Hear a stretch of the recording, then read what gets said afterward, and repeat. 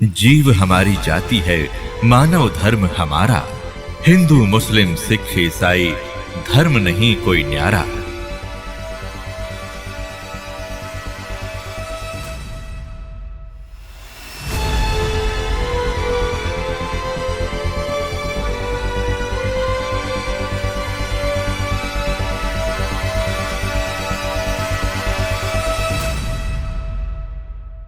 अब परमात्मा याद दिलाते रहे बोली आत्मा। अब सुन ले इस विधान को जो हम बताने चाहते हैं। जब तक हम कबीर परमात्मा की भक्ति नहीं करेंगे मोक्ष नहीं हो सकता, चाहे कितना कुछ बन ले। अब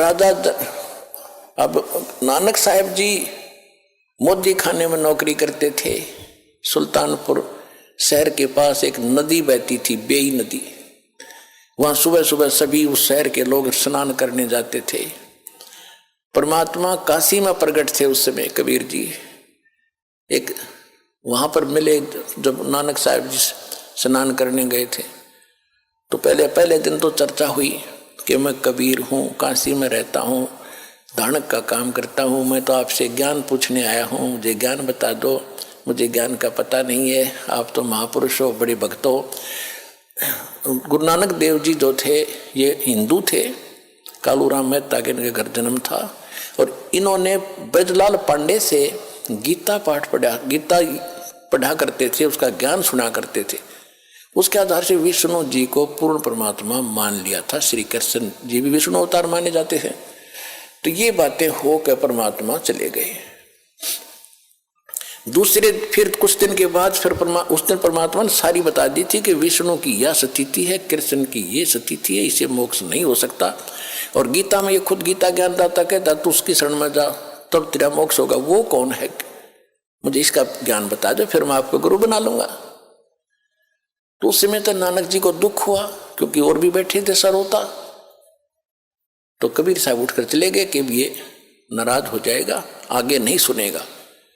लेकिन रात को चक्कर बंध गया कि ज्ञान सारा का सारा सच्चा, मैं तो गलती कर रहा हूं। अब के वो कभी आए, किसी प्रकार मुझे दर्शन दे, सारा ज्ञान सुनूंगा। कुछ दिनों के बाद फिर इसी प्रकार स्नान करने के लिए उसी प्रतिदिन जाते ही थे। 3-4 महीने के 6 महीने के बाद उनकी खूब तरफ देखकर परमात्मा जिंदा महात्मा बड़ा का रूप बनाकर उसी बेई नदी पर चले गए, जहां वो स्नान करने की तैयारी कर रही थी। तब वहां से सतलोक लेके उन्होंने छलांग लगाई दरिया में नहाने के लिए। परमात्मा ने उनको वहीं से अदृश्य कर लिया, स्वयं भी साथ लगा दी छलांग, अदृश्य कर लिया और शव को कहीं और रख दिया अपस्ट्रीम में, जिधर से जल आ रहा था। लोगों ने सोचा, वहां स्नान करने वाले सैकड़ों की संख्या में नगर के लोग थे। उन्होंने देखा कि बाहर आया नहीं, नानक जी डूब गए, नानक डूब गया, नानक जी डूब गए। उसकी बहन को बताया, उनके बहनोई को बताया। जयराम नाम था उसकी बहनोई का, नानकी नाम था इनकी बहन का। हाहाकार मच गई। राजा ने भी गोताखोर भेज दिए, जाल लगावे। वो खोदे नीचे ने वो शरीर धर रखा 3 किलोमीटर ऊपर ने बन में, तो वो नहीं पाया। 3 दिन झक के बैठ गए। सबने मान लिया कि नानक जी डूब कर मर गए, और वो ले गए सतलोक में परमात्मा।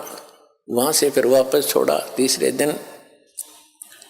तब उस प्यारी आत्मा का मोक्ष हुआ।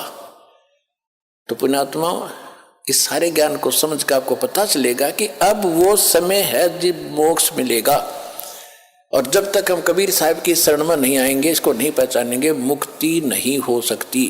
चाहे कितना शर पटक लो, ऋषियों ने कितना समय बिता दिया जंगलों में, शरीर कितना कष्ट दिया, सुख के पिंजर हो गए, भगवान नहीं मिला। फिर सिद्धियों से खेलने लगे, सिद्धि मिल गई हठ योग करने से। फिर इसमें ये अपने एक दूसरे को प्रभु पाक गए। ये सिद्धि तो एक आने के नहीं, हमने ये सिद्धि आपकी भक्ति में खूब आवेंगी। जो दास आपको मंत्र बता रहा, इनका प्रयोग नहीं करना, नहीं तुम्हें नाश का कारण बन जाएंगे। इन सिद्धि माने इस ताकत से हम सतलोक जाएंगे, नहीं तो यही पंचर हो जाएगा फिर ये।